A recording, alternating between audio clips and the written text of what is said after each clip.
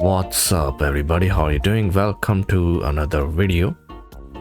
This is CrossCode and it's a PC version, and we can see that the HDR version is just super bright, which is very different considering that most of the times when I see an HDR implementation that's not perfect, it's mainly that it is very dark where it's supposed to be not that dark. It's not just with PCs, it's with consoles as well, although it's much more prevalent on some of the PC titles where just the image becomes so dark, some of the stuff's not really visible in the darker regions, but this one is just making things super bright, and it's actually overall brightness, so I think it's taking full advantage of the monitor. Must be going up to 1100 nits, which is good. I have set the local dimming to high. Even then I can see some of the transition sequences where we see HDR really peak at very high brightness. Now this scene, I mean, it's clear that it is supposed to be bright. This is autumn's rise after all, so we should be expecting it to be bright and sunny. But it's just when I first powered this, like previously when I was playing a different game, it's supposed to be a bit darker. It's the Pillars of Eternity. It's certainly having the dark themed levels early on. We see that this one is just I thought, like, is there something wrong? Why is the brightness so bright?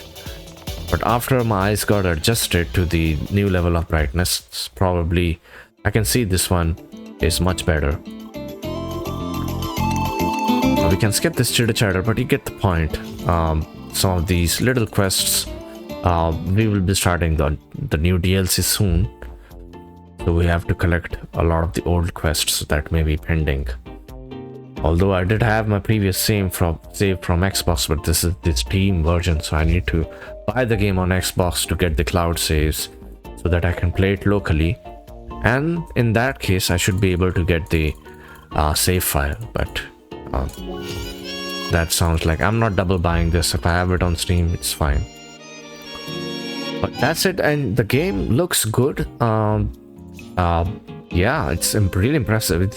Naturally, it has the pixel art, so if you're charmed by that aesthetic, it's all for you.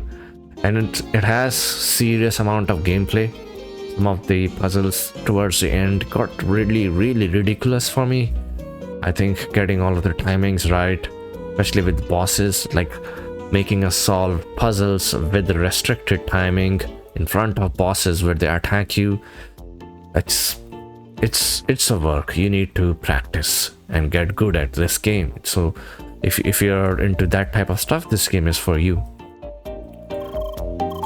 Oh, need to pick up a lot of quests actually. I don't know how I will deal with this. I need to complete these quests again. I really do not like it, but what can we do? So by the way, this game was on Game Pass. That's how I discovered this game. And look how much they probably profited, right? I never would have been able to discover this game otherwise. It's an indie title from Radical Fish. Pretty good company. They make good games. And when I learned of the DLC, and you can't have the DLC on Game Pass, and in that time, this version of the game was not really there on Game Pass, so I ended up buying it on Steam. It was also cheaper there, and besides, I like to use mouse and keyboard, really do. With this game specifically, I think mouse and keyboard just feels superior.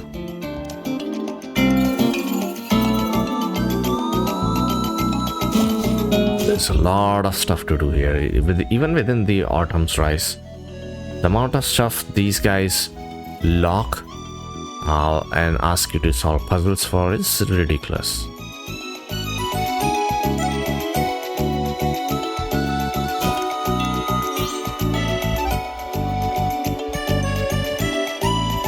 Sometimes even I think is the platforming in this game is, can we make that jump? Can we? We have to test things here. Oh yeah, we can make this jump. So there are a few shortcuts here. So if we use this projectile, we can see if it bounces off. We can see by the tracers, right? The dots that you see that show the path.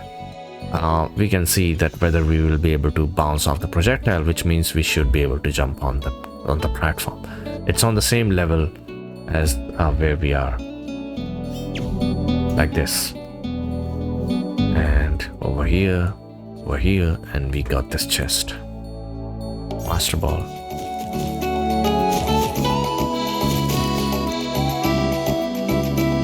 Really interesting game.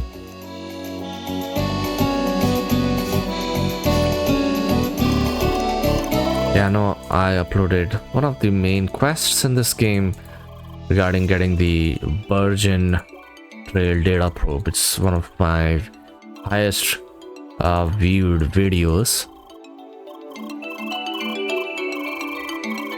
And when I played this on Game Pass, I really got into the story. Really tried doing every single quest, even made videos to find every single item that we see here, right? This is one of the side quests that I think was really a fetch quest, but I don't think it's boring, but somehow in this game a lot of the quests seem like fetch quests, if you know what I mean. They will ask you to get this item for Talatulips. She's a character, by the way. Interestingly, most of the quests seemed like fetch quests. Chase this goat, find this bunny rabbit, defeat him, get this item.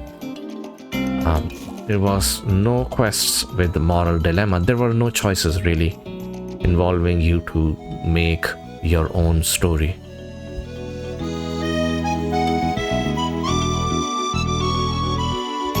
But that's it. I really wanted to appreciate the HDR in this game.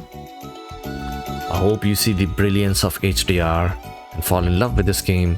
If not, the game overall is actually pretty good. You might actually like it. So I ended up making a video about this. But what do you guys think? Do you like this game? Or maybe you found it very infuriating or frustrating because of some of the end game bosses or end game puzzles. This game has you can call it a difficulty spike towards the end, but nothing you can't complete, right? So thank you so much for watching. I'll see you guys next time.